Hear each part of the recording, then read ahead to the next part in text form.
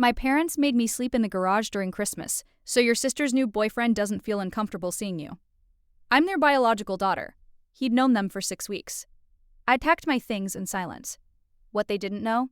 The house was in my name, since Grandma's inheritance. The eviction notice arrived January 2nd. My name is Vanessa. I'm 29, and I'm an auditor. 6 weeks ago, my parents decided I wasn't good enough for their living room. Vanessa, you'll sleep in the garage this year, my mother said, not even looking at me, arranging Christmas napkins like she was plating something delicate. So your sister's new boyfriend doesn't feel uncomfortable seeing you. She said it in front of my sister, in front of him, in front of a room full of relatives who suddenly discovered the fascinating texture of their mashed potatoes. I stood there with my overnight bag still in my hand, the one with the red luggage tag from all the business trips I take for work. They were talking about a man they'd known for 6 weeks. I'm their biological daughter. I've known them my whole life. They thought I'd swallow it like always, that I'd shrug, make myself smaller, and sleep beside the lawnmower while everyone else drank eggnog in the warm house my grandmother used to run like a ship. They didn't know about the deed tucked in my home office, the document my grandmother signed a year before she died. They didn't know that the house they were standing in, the one my grandfather built, had been in my name since her inheritance was processed. And they definitely didn't know what would be inside the thick manila envelope stamped with the county seal that would show up on their doorstep after the holidays. Because on January 2nd, when the eviction notice was posted on their front door, and the neighbors started peeking through their curtains, I didn't shout. I didn't cry. I let the paperwork speak. I used to believe families didn't do this to each other. Then again, I used to believe be flexible meant we were all compromising together. I learned early that be flexible meant be invisible. The first time I felt it, I was 8. It was my birthday, technically, December 23rd.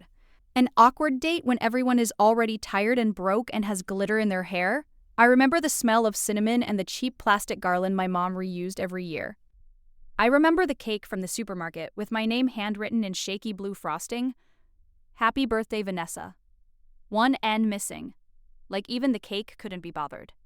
And I remember my sister Lily bursting into the kitchen, 6 years old and squealing. Mom! Mom! Guess what? Miss Jenkins said I can be the angel in the church play. Gasps, clapping my grandmother's proud little, "Oh, look at you, angel." I watched my mother walk right past my cake to pinch Lily's cheeks. "Oh, we have to celebrate," she said, hugging Lily. "This is such a big moment."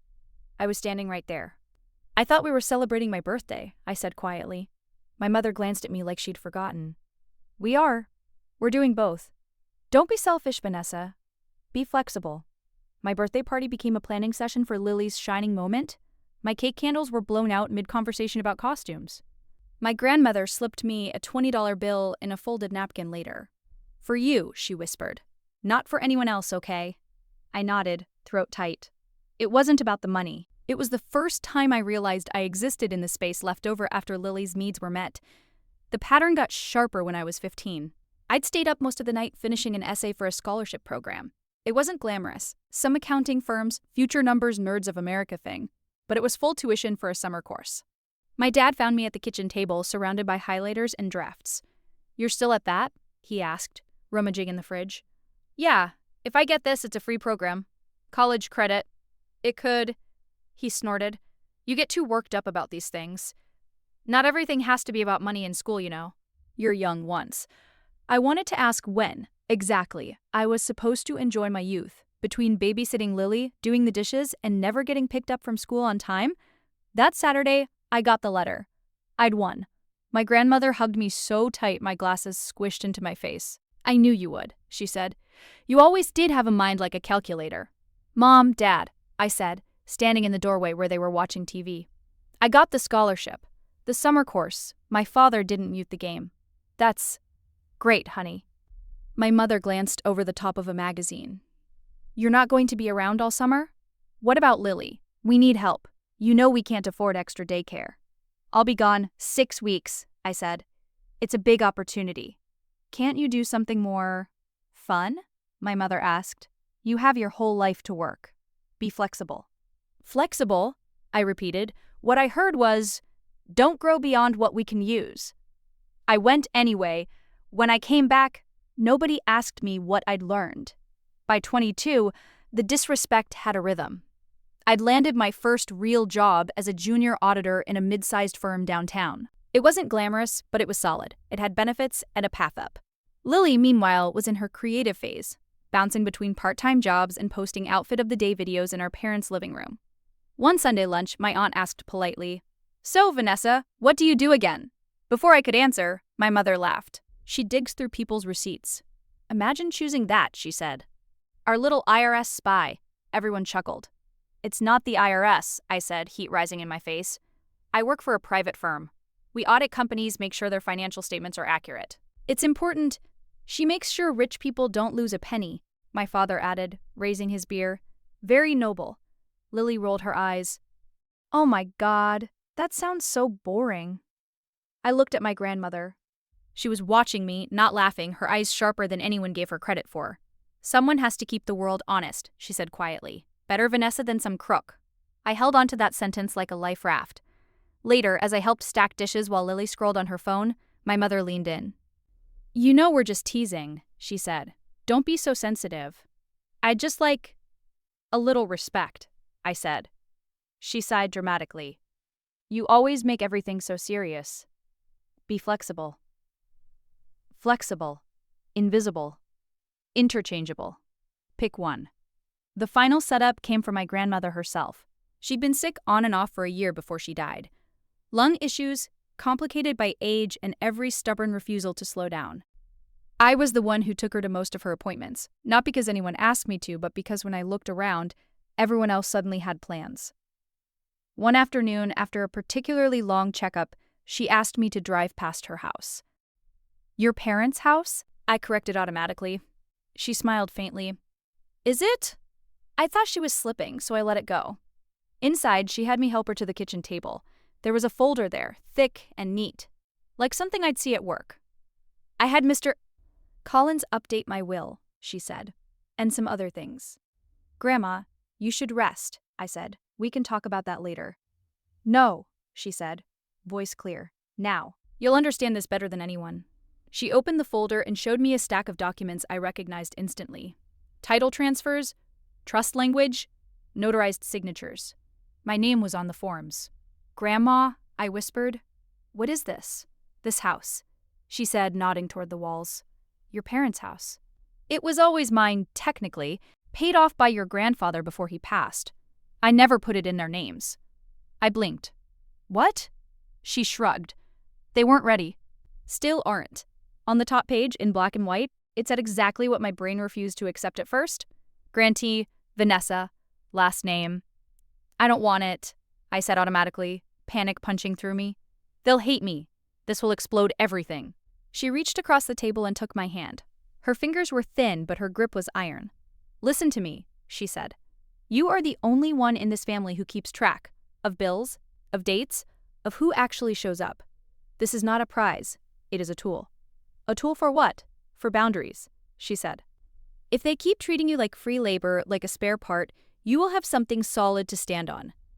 Tears blurred the pages. "I don't want to hurt them." "This isn't about hurting them," she said. "It's about not letting them hurt you forever. They don't listen to words. They only respect what they can lose." She pushed the folder closer. "Promise me one thing," she said. "Don't tell them until you're ready. And if the day comes when they push you out of this house one more time, don't argue, don't explain, just use the tool." My chest ached. "Grandma," she smiled. "You'll know when." She died 5 months later. The house stayed the same on the outside. White siding, green shutters, a sagging porch swing. On paper, though, it was mine. And I told no one. Fast forward to this Christmas. December 24th. I was in my apartment, staring at my suitcase on the bed. Our firm had given us the day off as a mental health gift after year-end slog. I'd spent the morning closing out emails, trying to convince myself going home was the right thing to do. "Maybe it'll be normal this year," my coworker Maya had said at the office. "Christmas softens people." She didn't know my family. Still, I'd bought presents. Thoughtful ones. Noise-canceling headphones for my dad, a cashmere scarf for my mom, a ring light and tripod for Lily's filming, a nice bottle of whiskey for whoever Lily's new boyfriend was.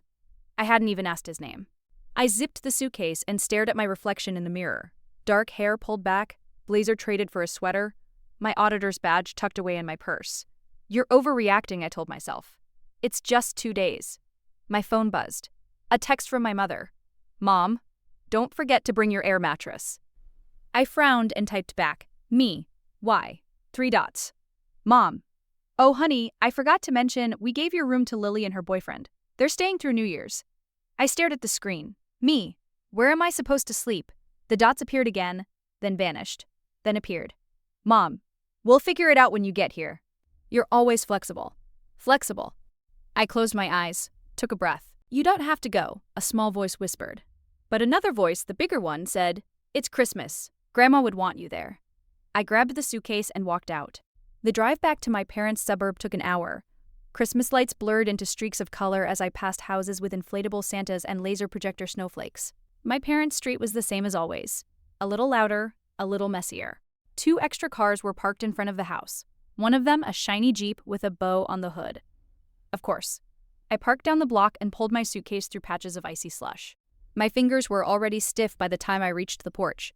The door flew open before I could knock. Vanessa, my mother sang, that high, brittle voice she uses for guests. Come in, it's freezing. I stepped into the hallway, the smell of turkey and pine punching me in the chest with nostalgia and dread. My suitcase wheels left wet tracks on the tile. Hey, I said, forcing a smile. Merry Christmas. She kissed my cheek distractedly and glanced over my shoulder, as if checking for someone more important. In the living room, Lily was curled up on the couch, scrolling on her phone. Next to her, an unfamiliar man, late 20s, expensive watch, big white smile, laughed at something on TV. Vanessa's here, my mother called.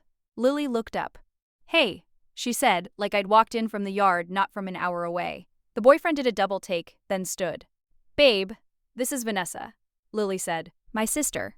He stuck out his hand. Ethan, he said. I've heard so much about you. I bet you have. I thought, nice to meet you, I said aloud, shaking his hand. My father walked in from the kitchen, wiping his hands on a towel. There she is, he said. Our little tax cop. Not taxes, I said automatically. He grinned, already moving past me. Same thing. It was all so familiar it felt scripted. Where should I put my stuff? I asked my mother. She froze for half a second, then plastered on a smile. Oh, right. So, we did a little rearranging, she said. Come, I'll show you. We walked down the hallway. My old bedroom door was closed. I could hear laughter inside. My mother led me past it, down the stairs to the garage entrance. She opened the door and flicked on the light. The garage was cold, the concrete floor stained with oil and paint. Cardboard boxes were stacked against one wall. A camping cot leaned unfolded near the washer and dryer. We thought this would be cozy, she said. You know, like a little retreat. I stared at the cot. Out here? I asked. Well, Ethan is our guest, she said. We don't want him to feel awkward. Your family, you understand. So my room is now Lily and Ethan's room, I said slowly. And I'm in the garage. My mother's lips tightened. Don't say it like that. It sounds worse than it is. It's just for a few nights. It's December, I said. The garage isn't insulated. She waved a hand. We put an extra blanket out here. You'll be fine. You're always fine. There it was. I heard my own voice in my head, sounding oddly calm. They're telling you exactly where you rank. Why not put Ethan on the cot? I asked, my voice quiet. She gave me a look of patient exasperation, the one she reserves for when I don't play along. Vanessa, don't start. We don't want him to feel uncomfortable. Men have, needs. Privacy. It's different. Different how? She sighed. You know what I mean. You're used to making sacrifices. Please, don't make this a thing. It's Christmas. I stood there, suitcase handle digging into my palm. I wanted to scream, to pick up the cot and throw it, to remind her this was my grandmother's house, that I'd slept in that bedroom through every fever, every exam, every time Lily barged in crying about some boy. Instead, the training kicked in. The years of being flexible. I swallowed. Okay, I said. She relaxed immediately. Good girl. I knew you'd understand. Dinner in 15. She flipped off the light and left, leaving me in the dim garage with the hum of the freezer. I turned the light back on and sat on the cot. The metal frame creaked under my weight. My breath fogged in the air. I'm sleeping in the garage so my sister's boyfriend doesn't feel uncomfortable, I said out loud just to hear how insane it sounded. The words bounced off the concrete walls. My phone buzzed in my pocket. A text from an unsaved number. Unknown. This is Collins. Just a reminder, if you ever need to discuss the property arrangement, my office is open even during the holidays. Your grandmother insisted I say that. I stared at the screen. I had never replied to his previous benign check-ins. I'd filed them away in the mental drawer labeled later. My fingers hovered over the keyboard. Then I locked the screen and shoved the phone back in my pocket. Not yet, I thought. Not here. Don't cry in the garage, I whispered to myself. Not here. I changed into a sweater, splashed water on my face in the downstairs bathroom, and went upstairs to play my part. Dinner was a crowded noise of cutlery, clinking glasses, and overlapping conversations. My relatives, aunts, uncles, cousins, had filled the dining room, their coats piled on my grandmother's old armchair like a smothering blanket. My mother floated around, refilling drinks, laughing too loudly at Ethan's jokes. Ethan was in full performance mode, charming everyone. "So, what do you do, Ethan?" my uncle asked. "Sales," he said proudly. "Tech solutions? Startup environment, hustle culture, you know how it is." They all nodded like they understood exactly what that meant. "And you, Vanessa?" he asked, turning to me with an earnest smile that almost looked real. "Lily says you're like scary smart with numbers." I took a sip of water. "I'm an auditor." "Like taxes?" "Like corporate financial statements," I said. "We make sure companies aren't lying about their money." My father chuckled. "She hunts down mistakes for a living. God help you if you're off by a cent." Lily smirked. "She used to count our Halloween candy and make spreadsheets." "That's kind of adorable," Ethan said. The table laughed. I stabbed a piece of turkey, feeling more and more like an exhibit. Halfway through dessert, my mother clinked her spoon against her glass. "Everyone," she said, eyes shining, "I just want to say how grateful I am that we're all together this Christmas. It's been a hard couple of years without Mom, and having family here means the world." She put a hand on Lily's shoulder. "And Lily, darling, we are so happy you brought Ethan. He's already part of the family." Applause. Ethan kissed Lily's temple. Then my mother's gaze flicked to me, and her tone shifted. "And of course we're glad Vanessa could make it too," she said. "Even though she's always so busy with spreadsheets." A polite chuckle or two. I felt my face flush. She wasn't done. "And thank you, Vanessa," she added, "for being so understanding about the sleeping arrangements. We just don't want our guests to feel uncomfortable seeing you first thing in the morning, you know?" There it was, clear as a slap. The room went quiet in that weird humming way where everyone is listening but pretending not to. Someone coughed. A fork clinked against a plate. "What?" Ethan said, looking confused. "Oh, we put Vanessa in the garage," my mother said lightly, as if she were announcing the dessert menu. "So you and Lily could have her room. She doesn't mind. She's our flexible one." My heart hammered so loudly I could barely hear. Lily didn't say anything. Didn't even look my way. Ethan shifted uncomfortably. I mean, we could have taken the couch or something." My mother laughed. "Don't be silly. She's used to making sacrifices. Aren't you, honey?" Every eye at the table turned to me. I saw it all at once. The years of be flexible, the invisible labor, the quiet dismissals. My grandmother's handwriting on the trust documents. Her voice in my ear. This is a tool. Something in me clicked into place with a calm, almost frightening clarity. I put my fork down. "Yes," I said. My voice sounded steady, even to me. "I am used to making sacrifices." The silence deepened. "But this is the last one I make for you," I added. My mother blinked.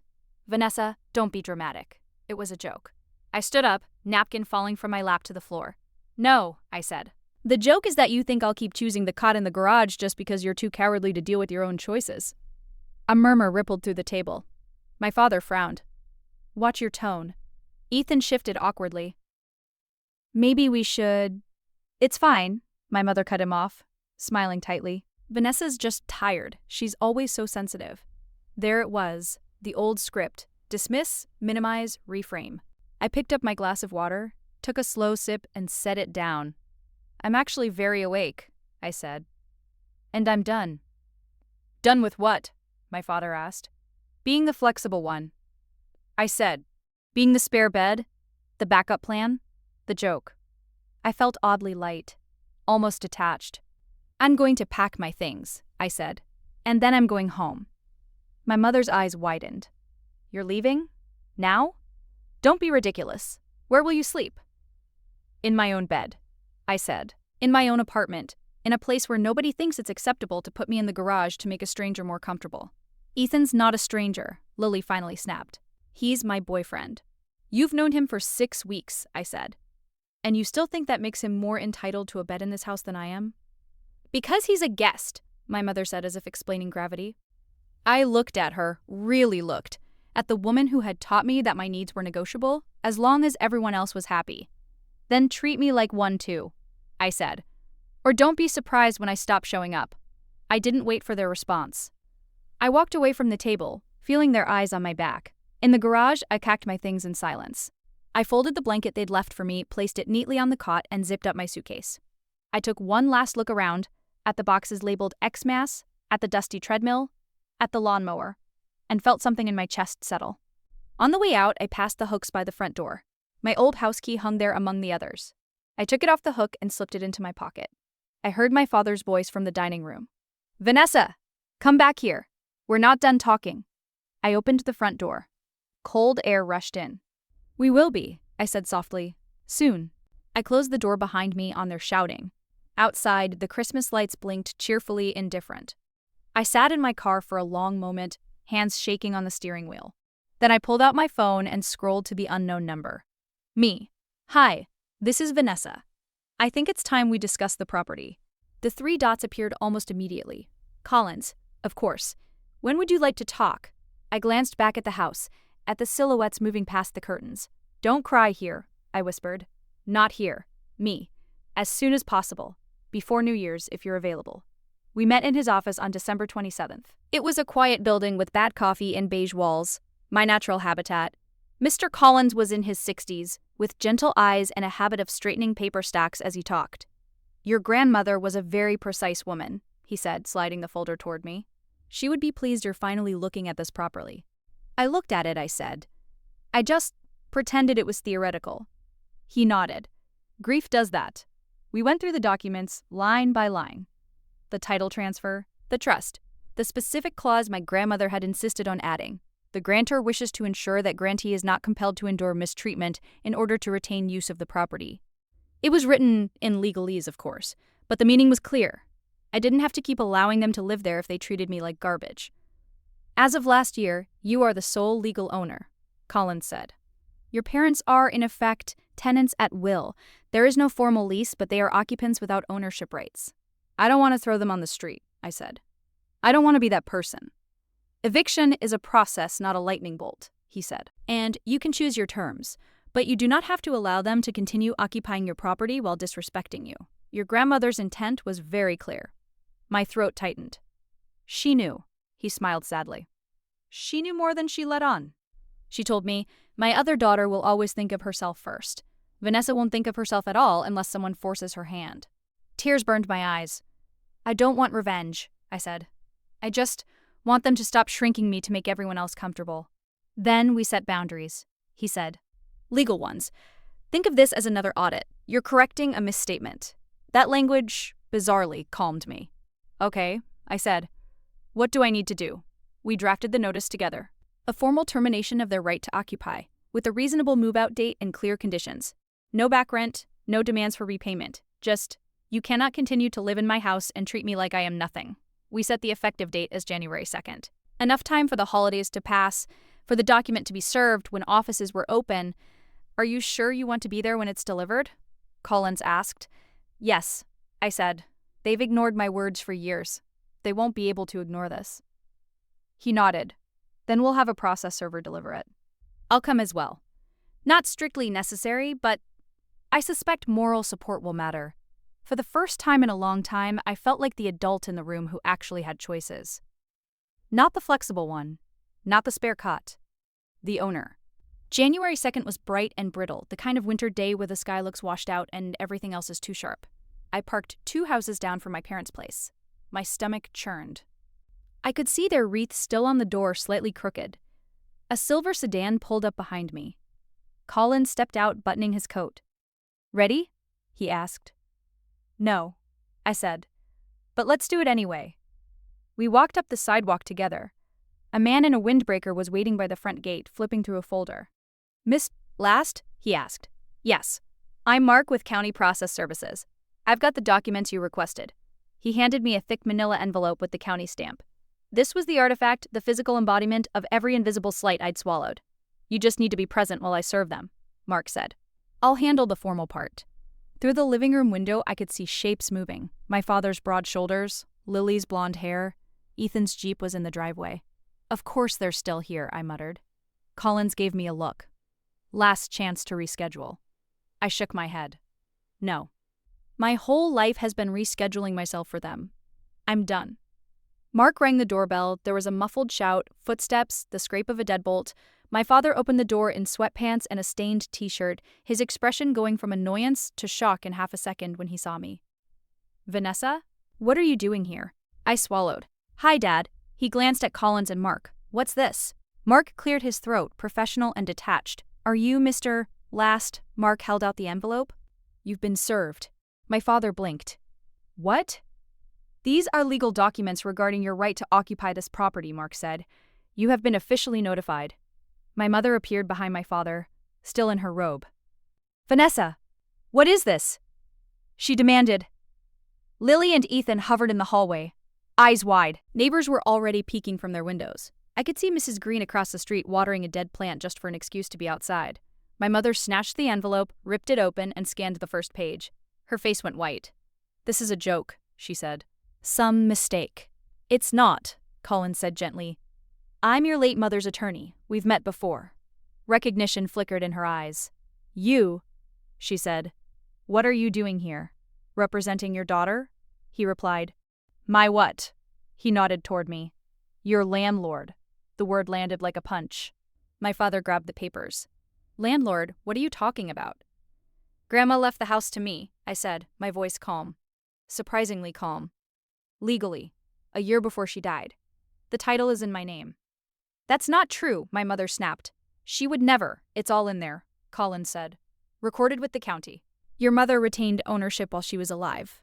Upon her death, it transferred to Vanessa. Her intent was quite clear. My father's hands shook as he flipped through the pages.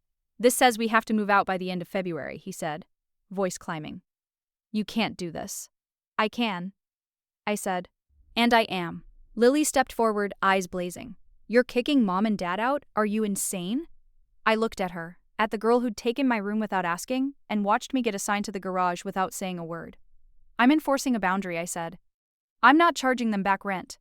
I'm not putting an eviction on their credit history. I'm giving them almost 2 months' notice. That is more grace than they have ever given me.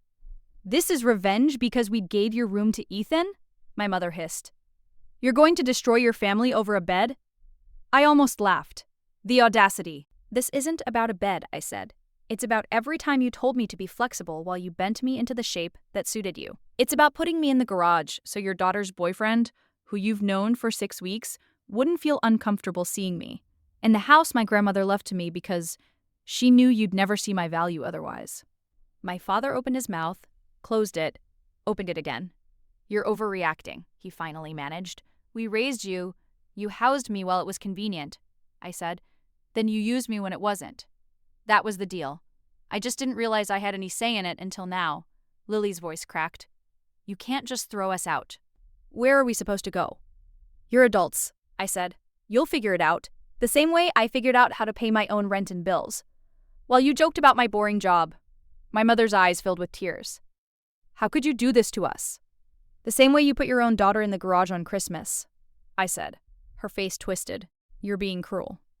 I took a breath. The cold air burned my lungs. No, I said. This isn't cruelty. This is reality. You don't get to rewrite what you did to me because the consequences finally showed up with a county stamp. The wind picked up, flipping the pages in my father's hands. One sheet tore partially along the edge. Neighbors had fully committed to watching now. Mrs. Green had her phone out, pretending to check messages. Someone's blinds shifted across the street. Ethan cleared his throat. Maybe we could all just go inside and talk this over, he suggested weakly. I shook my head. There's nothing to negotiate. The notice has been served. If you want to discuss timelines or logistics, you can do it through Collins. Collins nodded. I'll be happy to facilitate any reasonable requests within the legal framework, but the ownership is not in question. My father looked up at me, something like panic in his eyes. We're your parents, he said. You can't just cut us off like this. I felt my heart crack a little. Because despite everything, a part of me still wanted them to suddenly understand. To apologize, to choose me. But they didn't. They chose denial. They chose blame. They chose to act like my boundary was an attack instead of a line I should have drawn years ago. I'm not cutting you off, I said softly. I'm just stepping out of the role you wrote for me without my consent. What role? My mother demanded. The one where I exist to absorb your bad decisions, I said. The one where I sleep in garages so you don't have to be uncomfortable facing what you've done. My eyes met Lily's. For a second, I saw something crack in her too. Fear. Maybe. Vulnerability. You could stay with me for a while, I said quietly, surprising myself. If you want. Her mouth opened, then snapped shut as my mother grabbed her arm. She's not going anywhere with you, my mother spat. You think you're better than us now, with your paperwork and your fancy lawyer? I looked at Collins, then back at them. I don't think I'm better, I said. I think I'm done pretending I'm less. My father's shoulders slumped. If you walk away now, he began. I already walked away, I said. On Christmas Eve, when you chose a man you barely know over your own daughter, today is just the paperwork catching up. My hands were shaking, but my voice wasn't. This isn't revenge, I added. This is me finally putting something solid between me and your behavior. You don't have to like it. You just have to live with it. Collins cleared his throat gently. You have my card, he said to them. Please contact my office if you have any questions. I would advise you to start making arrangements as soon as possible. My mother's eyes burned into mine. I hope you're happy, she said bitterly. I thought of the garage, of the cot, of my grandmother's steady hand on mine in that doctor's office. Happiness isn't the point, I said. Self-respect is. And with that, I turned and walked back down the sidewalk. The January wind whipped at my coat. Behind me, their voices rose, overlapping. Anger, disbelief, the rustle of paper. I didn't look back. The aftermath came in waves. First were the calls. My phone buzzed non-stop that afternoon. Missed calls from Mom, Dad, Lily. Then from unknown numbers that turned out to be my aunt, my uncle, even Mrs. Green across the street. I let them all go to voicemail. Later, I sat on my couch with a cup of tea and listened to them one by one. Vanessa, this is your mother. We need to talk. This isn't funny. Vanessa, it's your father. Call me back, we can sort this out without lawyers. Static. A sniffle. Vanessa. Lily's voice. Small. I don't know what to say. They're freaking out.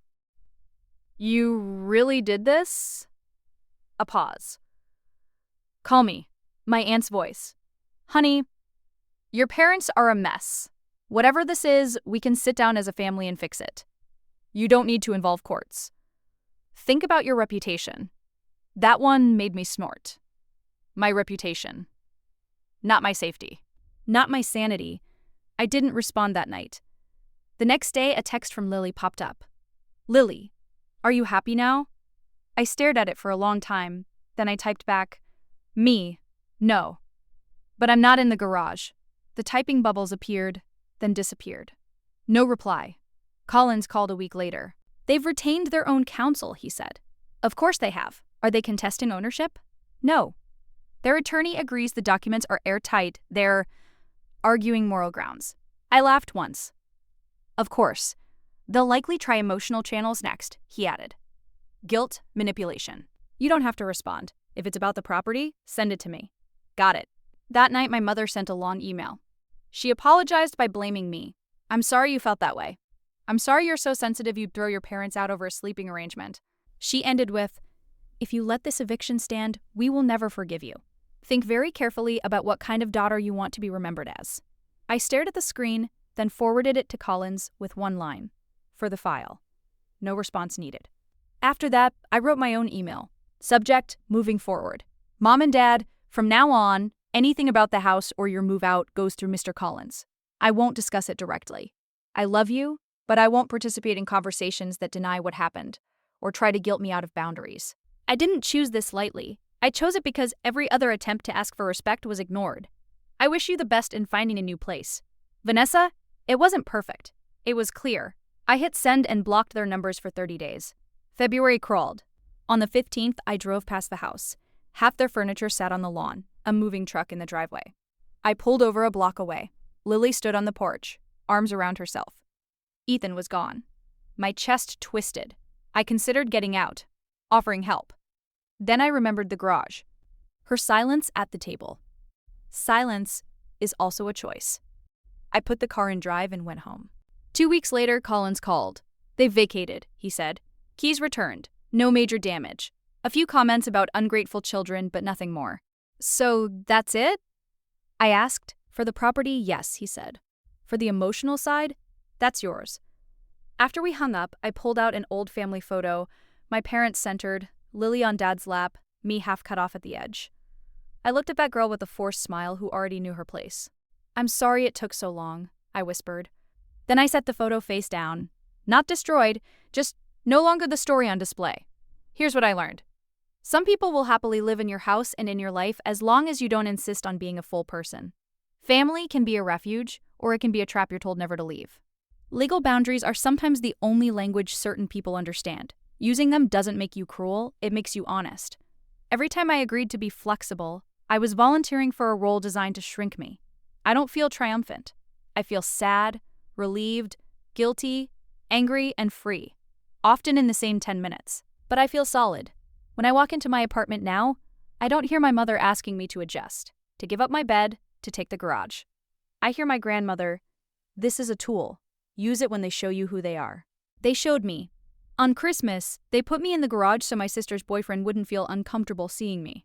On January 2nd, the eviction notice reminded them whose name was on the deed. Somewhere between those two dates, I stopped arguing with their version of reality and wrote my own. I didn't ruin them. I just stopped volunteering for a role that only existed to shrink me.